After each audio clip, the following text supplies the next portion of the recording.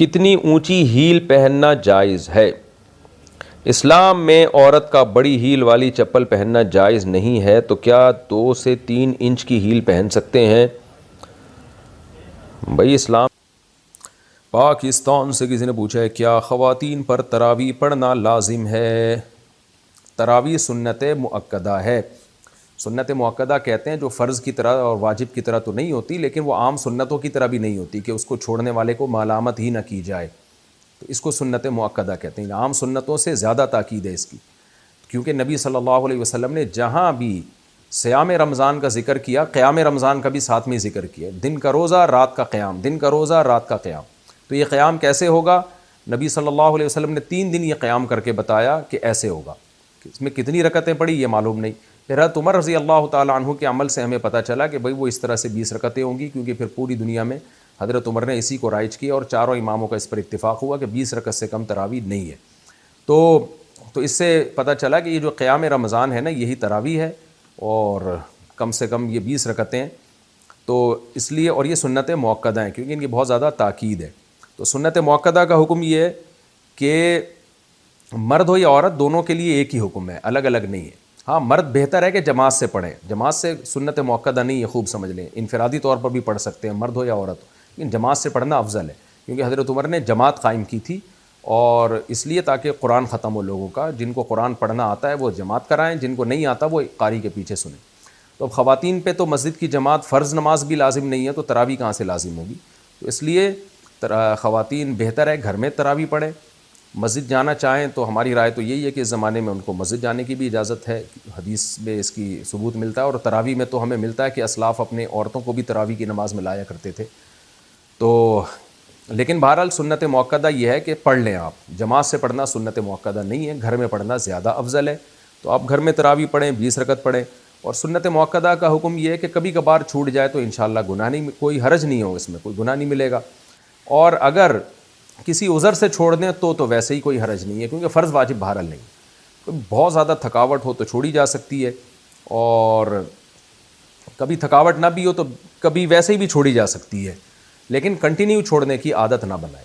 لیکن ویسے ایک جنرل نالج کے لیے بتا دوں، جو پڑھتے ہیں پراپر پڑھتے ہیں، جو نہیں پڑھتے پھر وہ چھوڑتے ہی ہیں۔ یہ تراویح ایسی چیز نہیں ہے 2 دن پڑھ لی 1 دن چھوڑ دی، تو جو ایسے کرتا ہے وہ پھر چھوڑا ہی رکھتا ہے۔ تو جو پڑھتے ہیں وہ کنٹینیو پڑھتے ہیں۔ تو نبی صلی اللہ علیہ وسلم نے جب بہت زیادہ تراویح کی فضیلت بیان کی ہے، قیام رمضان کی فضیلت بیان کی ہے، جس کو بعد میں اسلاف نے نام تراویح کا دیا، تو آپ کو چاہیے کہ اس سے قطر ادر کہ یہ سنت مؤکدہ ہے یا غیر مؤکدہ، آپ یہ فضیلت حاصل کریں، کیونکہ شاعر نے کہا ہے تمتع من شمیم عرار نجد فما بعد العشیۃ من عراری، کہ ایک خوشبو ہوتی ہے جیسے رات کی رانی کی خوشبو، یہ رات کے بعد ختم ہو جائے گی، تو تراویح کی فضیلت بھی رمضان کے بعد ختم۔ تو اس بحث میں پڑھے بغیر کہ سنت مؤکدہ ہے یا غیر مؤکدہ ہے، واجب ہے یا نہیں، اس بحث میں پڑھے بغیر آپ کنٹینیو پڑھ لیں، کیونکہ ثواب بہت ہے اس کا، اور یہ عید کا چاند نظر آتے ہی آپ کے پاس یہ آپشن ختم ہو جائے گا۔ لیکن حکم یہی ہے کہ سنت مؤکدہ ہے۔ کیا عورت دیگر عورتوں کو تراویح پڑھا سکتی ہے؟ اگر ہاں تو اس کا طریقہ کار بتا دیں۔ نیند اگر پیچھے لڑکا بھی کھڑا ہو جائے تو کیا حکم ہوگا؟ بنت نصیر لاہور سے۔ عورت کی امامت میں اگر لڑکا پیچھے کھڑا ہو جائے تو اس لڑکے کی تو بہرحال نماز نہیں ہوگی، کیونکہ مرد کو تو مرد ہی امامت کر سکتا ہے، لیکن عورت کی امامت کرے تو ہمیں اس بارے میں ایک روایت حضرت عائشہ سے ملتی ہے، لیکن اسلاف نے نہ اس پر عمل کیا، نہ ہمیں کوئی نبی صلی اللہ علیہ وسلم سے اس کی کوئی حوصلہ افزائی ملی، اور نہ کسی فقیہ نے اس عمل کو پسندیدہ عمل قرار دیا۔ یہی وجہ ہے کہ خلفائے راشدین کے دور میں بھی ایسا نہیں ہوا، بعد میں بھی ایسا نہیں ہوا، اور ہمیشہ مرد ہی امامت کرتے رہے ہیں۔ تو اس لیے حضرت عائشہ کے اس عمل سے یہ بہرحال پتہ چلتا ہے کہ اگر کوئی عورت ایسا کر لے گی تو پیچھے عورتوں کی نماز ہو جائے گی، لیکن یہ عمل بہرحال پسندیدہ ہے نہیں۔ دیگر احادیث کو بھی اگر ہم سامنے رکھ کے دیکھتے ہیں، کہیں بھی ایسا نہیں ملتا نا کہ نبی صلی اللہ علیہ وسلم نے جماعت عورتوں کی کروائی ہو اس طرح سے کہ عورت کو حکم دیا۔ مثال کے طور پر آپ صلی اللہ علیہ وسلم کی جماعت مسجد سے نکل جاتی تو آپ گھر میں آگے امہات کو اپنے پیچھے کھڑا کر کے خود نماز پڑھاتے تھے۔ اور یہ بھی نہیں ہے کہ آپ صلی اللہ علیہ وسلم نے خواتین کو جب حکم دیا نا کہ تمہاری گھر کی نماز مسجد سے بہتر ہے، تو گھر میں آپ نے ان کو انفرادی نماز کا حکم دیا ہے۔ آپ یہ کہہ سکتے تھے کہ مسجد میں جماعت پڑھنے سے بہتر ہے تم گھروں میں جماعت کر لو، اگر اس کی اجازت ہوتی نا، جیسے کہ آج کل بہت سے اسکالرز فتویٰ دے رہے ہیں کہ عورت کو نماز پڑھا سکتی ہے۔ اگر ایسا ہوتا تو کتنے یعنی عورتوں کو پھر گھر میں انفرادی نماز کا حکم تھوڑی ہوتا، بلکہ عورتوں کو حکم دیا جاتا ہے کہ گھر میں اپنی جماعت کرا لیں وہ، لیکن ہمیں کہیں بھی نہیں ملتا.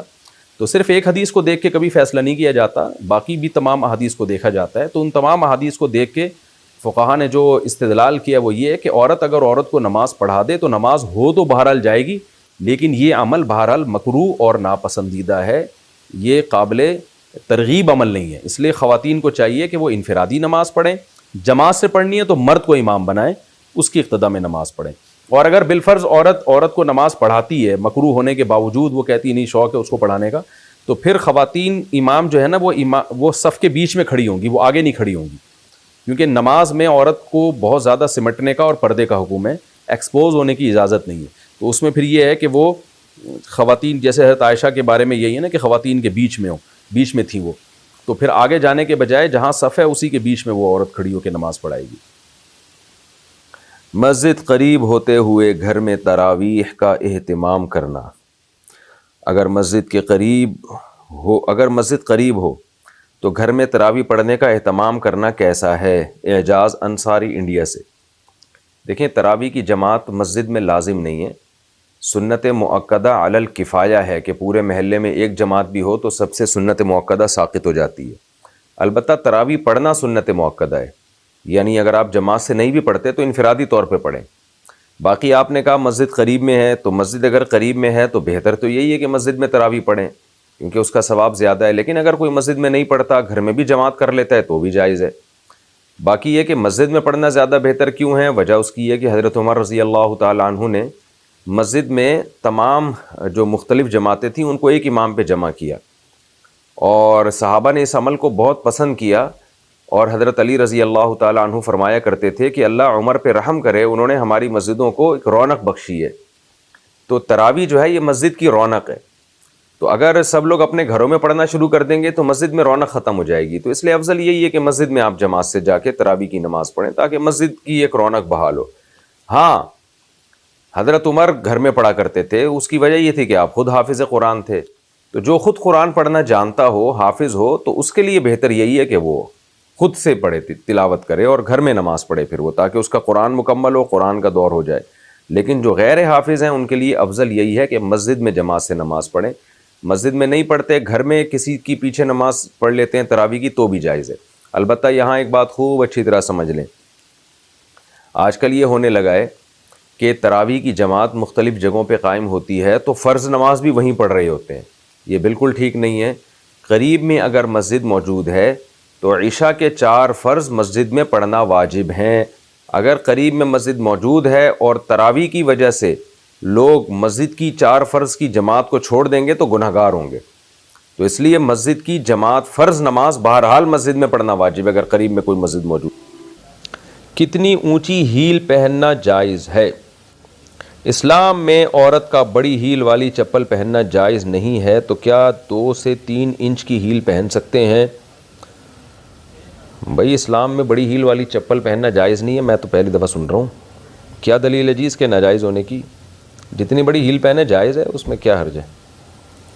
میرے علم میں ایسی کوئی بات نہیں ہے کہ ہیل والی جوتی پہننا عورت کے لیے ناجائز ہے، واللہ اعلم. پردہ کر کے ہاتھ اور پاؤں کھلے رکھنا کیسا ہے؟ میں نقاب اور پردے کے ساتھ گھر سے نکلتی ہوں لیکن ہتھیلی اور ہاتھ پاؤں کھلے ہوتے ہیں. کبھی ایسا لگتا ہے کہ نامحرم کی نظریں ہاتھ اور پاؤں پر جا رہی ہیں، تو کیا اس کا مجھے گناہ ہوگا یا پھر میرا فرض پورا ہو گیا؟ اس کا گناہ مردوں کو خود ہوگا. بنت عبداللہ، اسلام آباد سے. دیکھیے، عورت کے پردے کے مختلف درجات ہیں.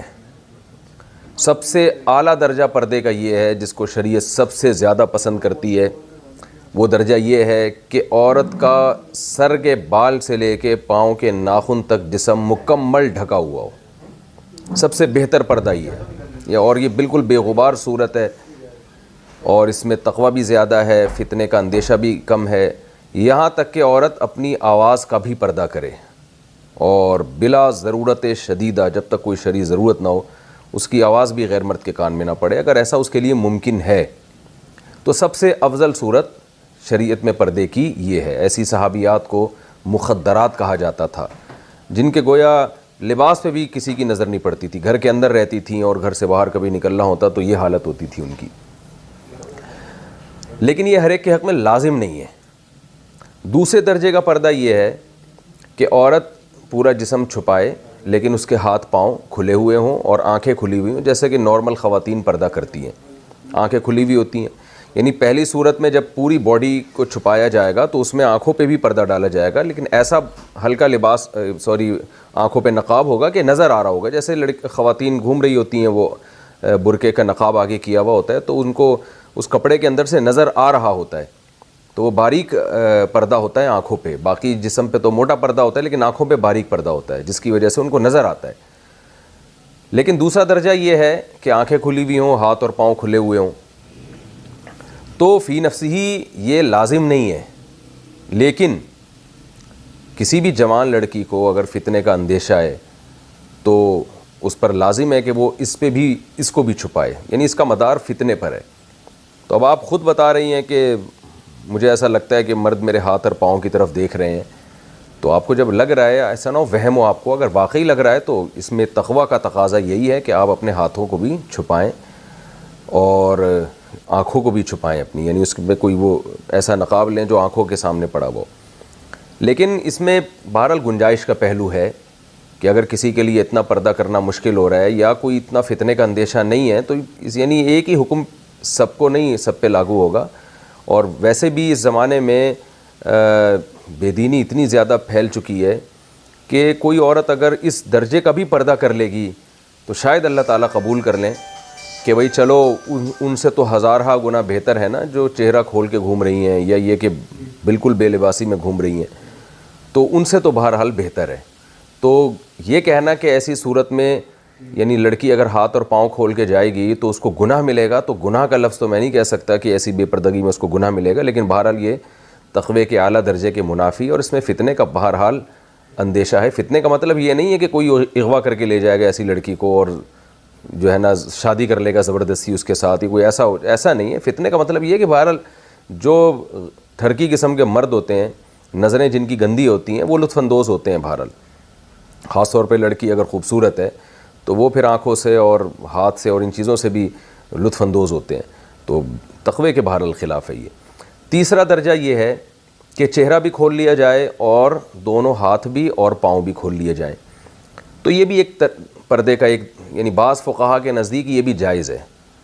تو چہرے میں چونکہ فتنے کا اندیشہ بہت زیادہ ہے, اس لیے فتویٰ تو اسی پر دیا جاتا ہے کہ جوان عورت کے لیے چہرہ چھپانا بہرحال واجب ہے. تو فتویٰ اسی پر ہے. جتنے بھی آپ دارالافتاء ہیں, مفتیان کرام ہیں, ان سے اگر آپ فتویٰ لیں گے تو سب یہی فتویٰ دیں گے کہ جوان عورت, بوڑھی عورت مستثنیٰ ہے, جوان لڑکی کے لیے اس زمانے میں چہرہ چھپانا فرض ہے.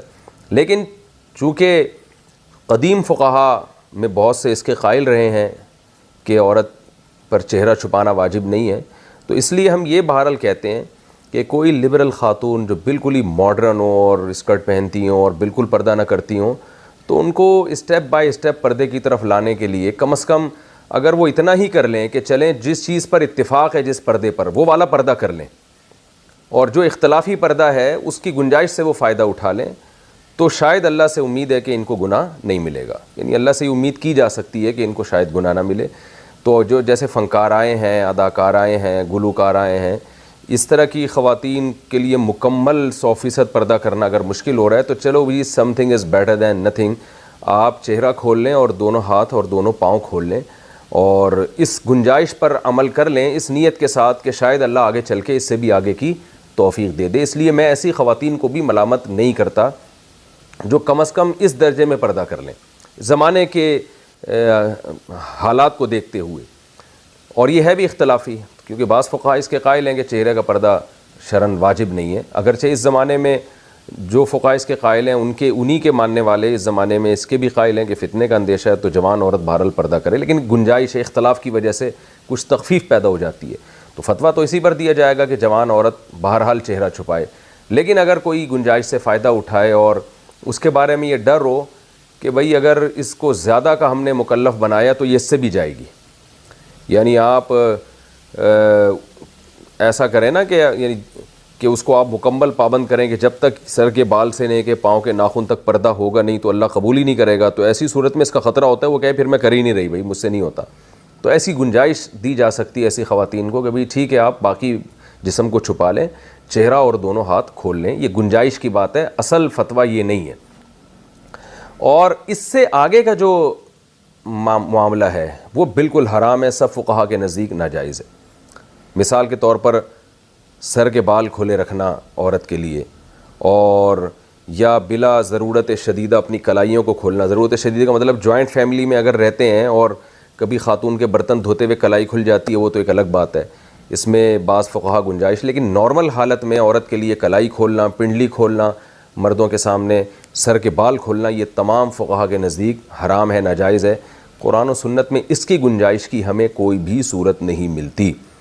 تو اس لیے سب سے اعلیٰ درجے کا پردہ کیا ہے کہ عورت کا پورا جسم مکمل چھپا رہے، اور حتیٰ کہ وہ بلا ضرورت شدیدہ اپنی آواز بھی کسی کو نہ سنائے. دوسرے درجے کا پردہ یہ ہے کہ آنکھیں اور ہاتھ کھلے رہیں، اس کی بھی گنجائش ہے.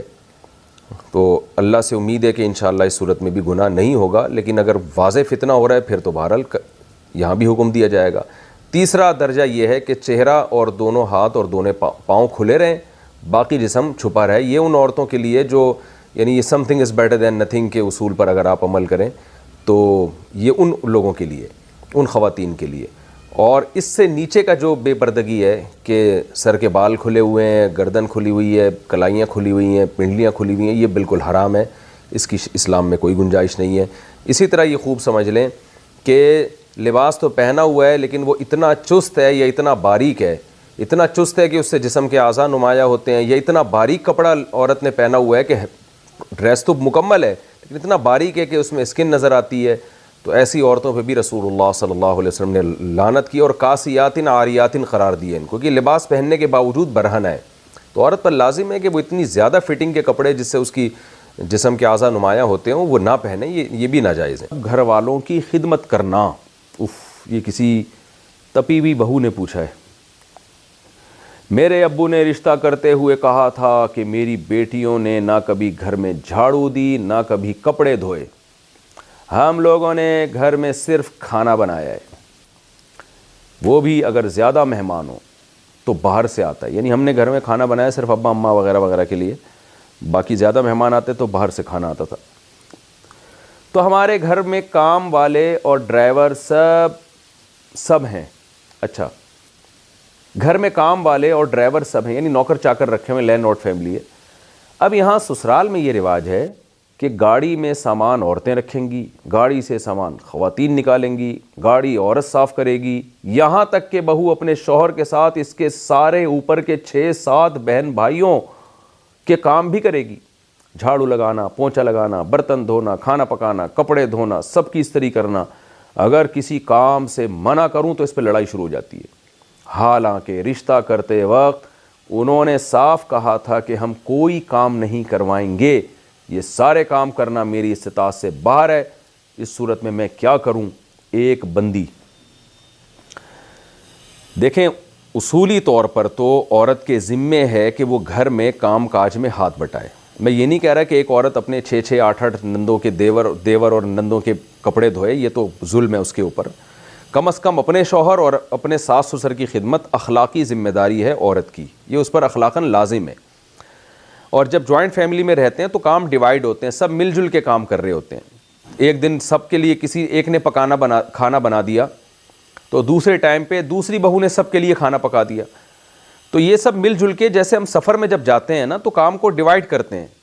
تبلیغی جماعت میں آپ دیکھ لیں نا 10 لوگ جا رہے ہوتے ہیں تو ایک کا کام ہوتا ہے بھائی کمرہ صاف کر دو، ایک کا کام ہوتا ہے بھائی ٹماٹر لے آؤ، ایک کا کام ہوتا ہے جی آپ آلو چھیل دو، ایک کا کام ہوتا ہے جی آپ کھانا پکا دو. باریاں تقسیم ہوتی ہیں.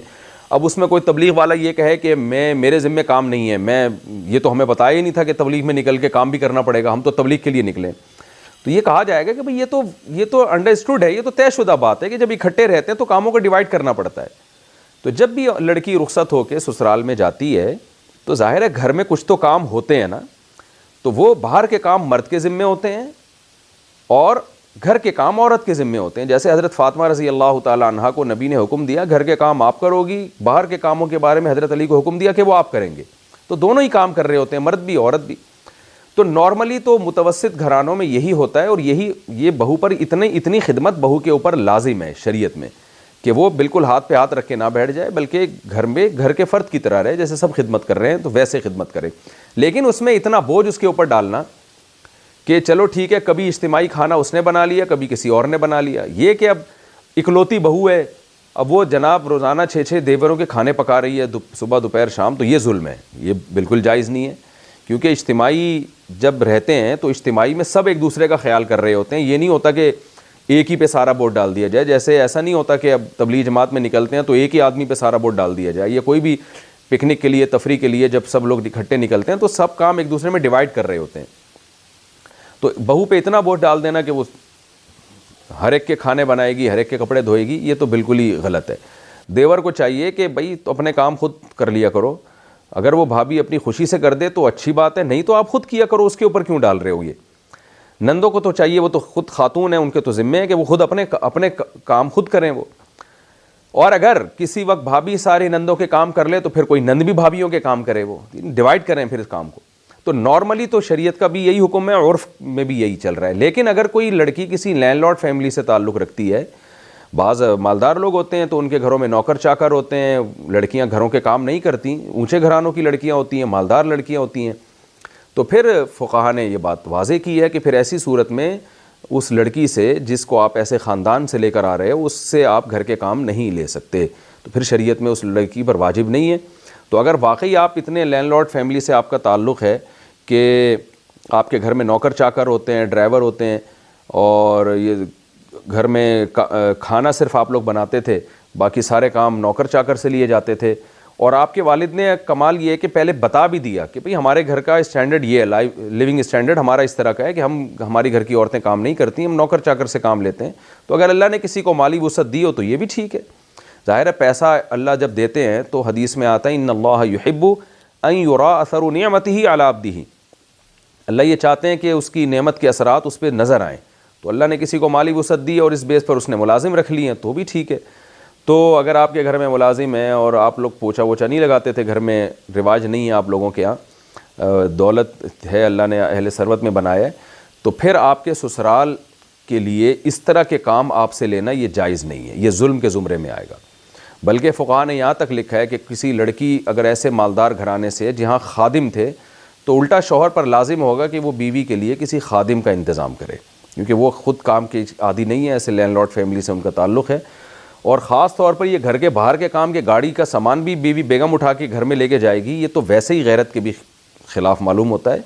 یہ کام تو غریب گھرانوں میں بھی مرد خود کر رہے ہوتے ہیں, غریب گھرانوں میں بھی یہ کام مرد خود کرتے ہیں. گھر کے باہر کے, یہ تو باہر میں آتا ہے نا, گاڑی تو باہر ہوتی ہے, یا چلے گاڑی گیرج میں آ چکی ہے تو بھی ویٹ اٹھانے والے جتنے کام ہیں, وزن والے کام ہیں, وہ اکثر مرد کرتے ہیں, وہ خواتین نہیں کر رہی ہوتی. تو اس لیے اگر آپ لینڈ لارڈ فیملی سے آپ کا تعلق ہے تو پھر شوہر کے لیے آپ سے پوچھا لگوانا, جھاڑو لگوانا اور برتن دھلوانا یہ سب چیزیں جائز نہیں ہیں. اس خاص کنڈیشن کی بات کر رہا ہوں, ایسا نہ ہو کہ ساری دنیا کی ساری بہویں بالکل اپاہج ہو کے بیٹھ جائیں کہ کوئی لازم نہیں ہے. تو بہت ہی کوئی لینڈ لارڈ فیملی سے تعلق ہے تو ٹھیک ہے, ورنہ نارملی تو یہ سب چیزیں سب کر رہے ہوتے ہیں اور سب پر اخلاقی ذمہ داری بھی ہے. تو پھر آپ کے شوہر آپ پہ ظلم کر رہے ہیں تو باقی کریں کیا, اپنے شوہر کو یہ مسئلہ بتا دیں. فتویٰ بھی لے سکتی ہیں آپ جامعۃ الرشید سے یا بنوری ٹاؤن سے یا دارالعلوم کرنگی سے کہ بھئی ایک میرا تعلق ایسی فیملی سے ہے تو کیا میرا شوہر میرے لیے خدمت لے سکتے ہیں, تو فتویٰ ان کو دکھا دیں. شوہر میں اگر اللہ کا خوف ہوگا تو سمجھ میں آ جائے گی بات, خوف نہیں ہوگا تو آپ کو پتہ ہے کہ پولیس تو یہ کام کرتی نہیں ہے. پھر آج کل یہ کام بس پھر کیا کرنا ہے آپ نے, یہ آپ جانیں, آپ کے گھر والے جانیں. میں نے تو شرعی مسئلہ بتا دیا آپ کو.